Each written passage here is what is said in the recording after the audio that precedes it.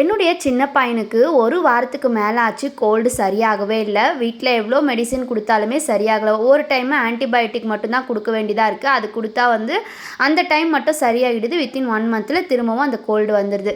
அதனால் இந்த துளசி அண்ட் கற்பூரவள்ளி தலை இது ரெண்டுத்தையும் எடுத்துகிட்டு போயிட்டு வதக்கிட்டு அதில் வர அந்த சாறு இருக்கு இல்லையா, அதை கொடுத்தா நல்லாகிடும்னு சொல்லிட்டு நிறைய பேர் சொல்லியிருந்தாங்க.